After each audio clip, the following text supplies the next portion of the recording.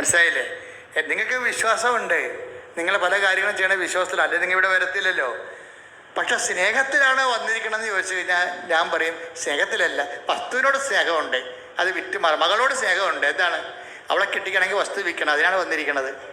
ഇത് ദൈവത്തിനറിയാം, അതാണ് കുഴപ്പം. അപ്പം അതുകൊണ്ട് എപ്പോഴും നമ്മൾ ശ്രദ്ധിക്കേണ്ടത് സ്നേഹം വിഷയത്തോടും വിശ്വാസം ദൈവത്തോടുമായിട്ടാണ് ഇപ്പോൾ മറിഞ്ഞു കിടക്കേണ്ട ഈ സംഭവം. അതൊന്ന് തിരിച്ചിടണം. എന്ത് ചെയ്യണം? ഇവിടെ വരുമ്പോൾ സ്നേഹം ദൈവത്തോടായിരിക്കണം. ഇപ്പം സ്നേഹം എന്താണ്? ഒരു കുഞ്ഞുണ്ടായി, എത്ര പേർക്ക് കുഞ്ഞുണ്ട് കർത്താവ്, എനിക്ക് മാത്രം കുഞ്ഞില്ലെന്ന് പറയും. ഇതല്ലത് ഈ ആവരാതിയല്ലേ പറയണത് മക്കളില്ലാത്തവർ. ഈ ടിജിയുടെ ഒരു സാക്ഷ്യത്തിൽ എന്താ പറയണമെന്ന് അറിയാമോ?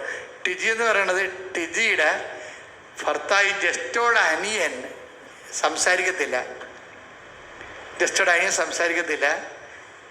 ആ അനിയൻ്റെ വൈഫിനെ അവർ സംസാരിക്കാത്ത കാരണം അവർക്ക് കിട്ടിയിരിക്കുന്ന ജീവിത പങ്കാളിയും സംസാരിക്കുന്നത്. ഇവർ രണ്ടുപേരൊക്കെ കേൾക്കാനും പാടില്ല, സംസാരിക്കാനും പാടില്ല. കേൾക്കാനും പാടില്ല. അത് ഈ ടിജിയുടെ വന്ന് ഉടമ്പടി എടുത്ത് അതെല്ലാം കേട്ട് അതെല്ലാം കൃത്യമായിട്ട് ഫോളോ ചെയ്തപ്പോൾ അവളുടെ നിയോഗത്തിൽ അവൾ പറഞ്ഞു, എൻ്റെ അനിയത്തിക്ക് കുഞ്ഞുങ്ങൾ വേണം കർത്താവ് എന്ന് പറഞ്ഞു.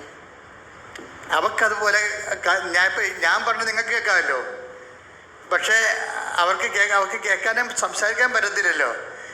അതുകൊണ്ട് ഇവർക്ക് കാര്യങ്ങളൊന്നും, ഉടമ്പടിയുടെ കാര്യങ്ങളൊന്നും അറിയത്തില്ല. ആര്? ടിജിയുടെ അനിയത്തിക്ക് അറിയത്തില്ല, ഭർത്താവിനും അറിയത്തില്ല. അവരെ ഉടമ്പടി പറഞ്ഞ് മനസ്സിലാക്കാനും പറ്റത്തില്ല. അതുകൊണ്ട് ടിജി എന്ത് ചെയ്ത്, ടിജി ഈ ഉടമ്പടി തൈലം എടുത്തിട്ട് അവളുടെ വയറ്റിൽ അടിവയറ്റി കുറിച്ചിട്ട് ഇടച്ചൻ പറഞ്ഞ്, ഈശോ ഞാനീ കുറിച്ചിട്ട് എന്താണെന്ന് അറിയാമോ? അവൾക്കൊരു കുഞ്ഞിനെ കൊടുക്കാൻ വേണ്ടിയാണെന്ന് പറയും. ഇത് കമ്മ്യൂണിക്കേഷൻ. അപ്പോൾ അമ്മായിയമ്മ പറഞ്ഞു, മാതാവ് തിരിച്ചു പോകാൻ നേരത്ത് അമ്മായിയമ്മ പറഞ്ഞ്, നിൻ്റെ വയറ്റിൽ ഇത് ദേശീകരണമല്ലേ, മാതാവിനെ നീ എടുത്ത് കൊടുക്കാൻ പറഞ്ഞു. മാതാവിന് ഇവളെടുത്ത് കൊടുക്കുകയും പെട്ടെന്ന് കറണ്ട് അടിച്ച് രൂപത്തിൽ ഒന്ന് ശക്തി അടിച്ച്. അപ്പോഴുടനെ ഇങ്ങനെ അവൾ പറഞ്ഞു, ഇങ്ങനെ അടിച്ചെന്ന് പറഞ്ഞു.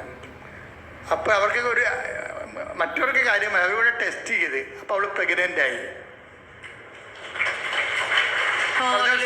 ഇത് നമ്മളവർക്ക് ഇതൊന്ന് കേട്ട എന്ത് തോന്നുന്നു നിങ്ങൾക്ക്? ദൈവം അങ്ങനെ ജീവിക്കുക, ദൈവം ഇങ്ങനെ കൂടങ്ങ് ജീവിക്കുക. നമ്മളൊന്ന് ഒരു മിനിമം ഒരു സത്യസന്ധത കാണിച്ചാൽ മതി. നമ്മളിതൊരു അലംഭാവത്തോടെ കണ്ടിട്ടാണ് ദൈവത്തിന് ഭയങ്കര സങ്കടമാണ് നമ്മുടെ ഉടമ്പടിയെ. കാര്യം ദൈവത്തിന് നമ്മൾ ആത്മാർത്ഥമായിട്ട് സഹായിക്കണമെന്നുണ്ട്. പക്ഷേ ഈ സത്യക്കേടുള്ള സ്ഥലത്ത് ദൈവത്തിനൊന്നും ചെയ്യാൻ പറ്റത്തില്ല. നമ്മളിങ്ങനെ ഈ ഊട്ട കൊണ്ട് കണ്ണടച്ച് ഇരുട്ട് കൊണ്ട് ഊട്ടടക്കുകയും ചെയ്ത് ഉടമ്പടി ഒപ്പിക്കത്തില്ലേ? അങ്ങനെ ഒപ്പിച്ചു കഴിഞ്ഞാൽ ദൈവം പിന്നെ ഒന്നും ചെയ്യാൻ പറ്റില്ല ദൈവത്തിന്. കാര്യം നമ്മുടെ ഈ സത്യക്കേടുണ്ടല്ലോ, അത്